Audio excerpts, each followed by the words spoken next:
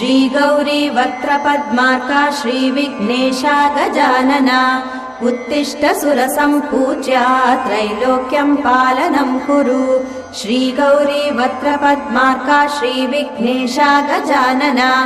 उत्तिष्ठ सुरसम्पूज्या त्रैलोक्यं पालनं कुरु उत्तिष्ठोत्तिष्ठ हेरम्बा उत्तिष्ठ गणनायका उत्तिष्ठ करुणापूर्णा भक्तानां भाग्यदायका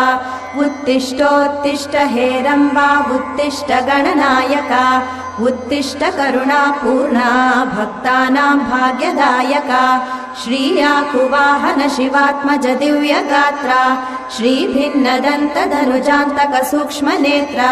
सर्वार्ति दुःख शमना फणिराजसूत्रा देवा गणेश्वर विभो तव सुप्रभातम्।